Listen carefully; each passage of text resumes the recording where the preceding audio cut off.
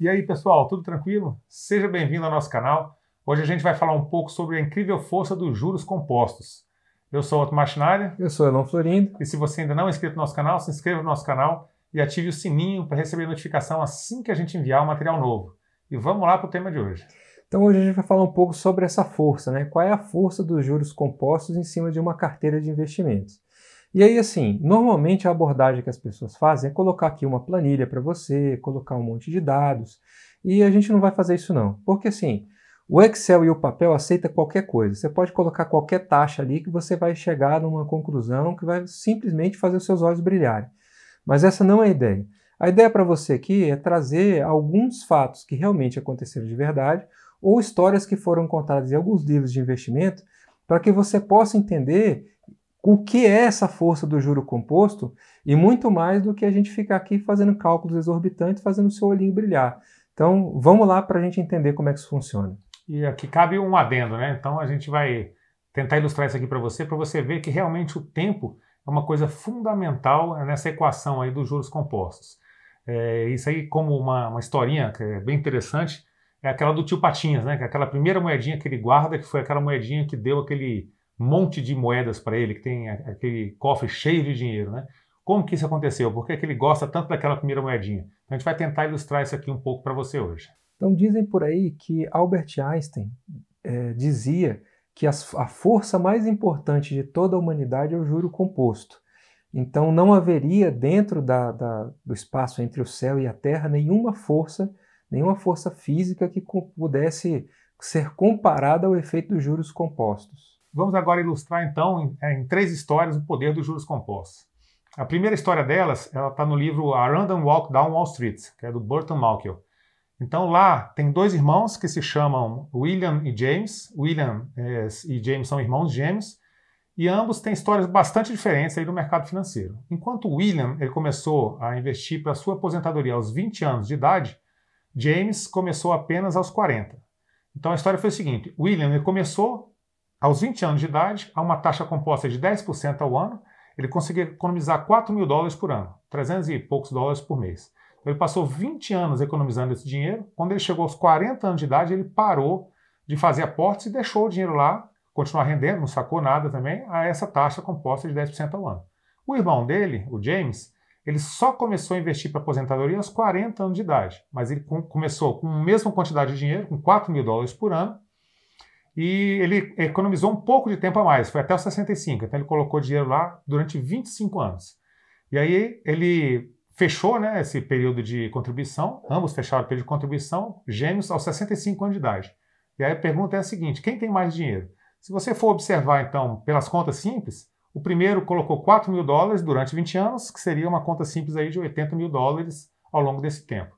Enquanto o seu irmão, o James, ele colocou, em 25 anos, os $4.000, ele colocou $100.000. Ele colocou um pouco de dinheiro a mais, só que ele começou uns 20 anos depois. Então, como é que foi essa diferença aí de valores na aposentadoria deles? Aqui, com certeza, você já sabe que o tempo ele vai fazer uma diferença, mas qual a diferença que o tempo vai fazer? Então você já deve imaginar aí qual foi o resultado disso. O primeiro irmão, que foi o que começou a poupar primeiro, William, ele conseguiu juntar $2,5 milhões, enquanto o segundo irmão, James, só conseguiu $400.000. Tudo bem, foi uma aposentadoria boa para os dois, mas o segundo irmão, ele teve lá 600% a mais do que o primeiro, simplesmente por ter começado antes. Então já fica bastante claro para você o seguinte, a maior importância da sua carteira previdenciária está nos seus primeiros aportes. Então hoje que você está aprendendo, você está começando, está comprando as suas primeiras cotas de fundo imobiliário, as suas primeiras ações, está colocando os seus primeiros investimentos, você vai ter que ter muito cuidado agora. Não é que você tem que colocar uma quantidade de dinheiro agora no começo para fazer um efeito gigante lá na frente. Começa pequeno, mas começa agora, porque é muito mais importante do que a quantidade de dinheiro que você vai colocar agora, é o tempo que esse dinheiro vai ficar exposto ao efeito dos juros compostos. O segundo exemplo que a gente vai trazer aqui para vocês é da ilha de Manhattan. A ilha de Manhattan ela foi comprada dos índios em 1626 pela bagatela de $24. Então parece que é um valor extremamente baixo, né? Você fala assim, pô, enganaram os índios, pagaram $24 na ilha de Manhattan, né? Mas beleza, vamos fazer um exercíciozinho aqui. Quanto será que valeria esses $24 pagos em 1626 a valor de hoje?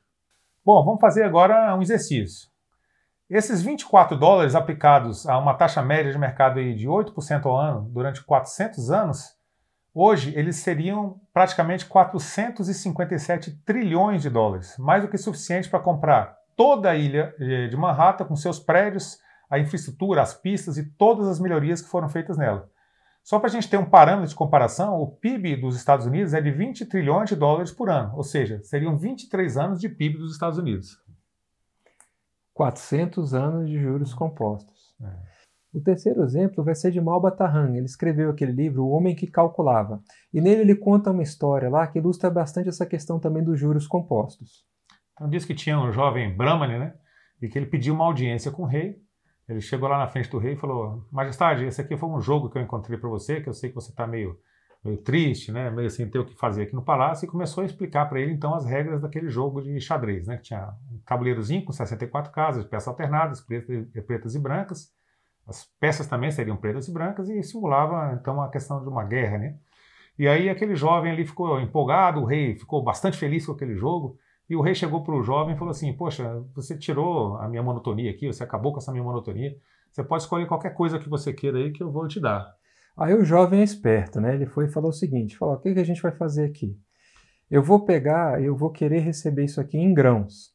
E aí para cada casa do jogo, eu quero que você coloque para mim o dobro de grãos que tem na casa anterior. Aí o rei olhou para ele e falou assim: nossa, que cara modesto, né? Isso aqui vai ser fácil de resolver, porque ele imaginou, são 64 casas, a primeira casa vai ter 1 grão, o segundo vai ter 2 grãos, o outro vai ter 4 grãos, o outro vai ter 8 grãos. Está resolvido o problema. Ele pensou que o jovem ia sair dali com um saquinho de grãos de trigo, né? E estava muito bem pago. No entanto, o rei pegou e chamou os matemáticos dele para fazer esse cálculo aí para poder pagar o jovem lá que tinha presenteado ele com um jogo de xadrez. Os matemáticos se colocaram lá para fazer o cálculo e ficaram estupefatos com o que eles encontraram, né? Após fazer o cálculo, eles descobriram que precisaria de 18,5 quintilhões de grãos para que eles pudessem pagar a dívida com o jovem Brahmane. Então os matemáticos, para fazer uma imagem mental na cabeça do rei, fizeram o seguinte: falou, rei, o tamanho da montanha de grãos que a gente deve a ele é o seguinte: a base é do tamanho da cidade de Taligana e a altura é do tamanho do Himalaia. Então a Índia inteira, produzindo apenas grãos de trigo durante 2000 anos, não seria capaz de pagar a dívida com o jovem Brahmane. Então é isso, são essas 3 histórias que a gente trouxe aí para ilustrar para você o poder do juro composto. Espero que vocês tenham gostado do vídeo de hoje aí e que tenha trazido um pouco mais de informação do que simplesmente a gente jogar numa planilha aqui e você olhar um monte de númerozinho. Esse é o que a gente tinha para hoje, pessoal. Se você gostou do vídeo, deixe seu joinha, se inscreva no canal. E fique tranquilo.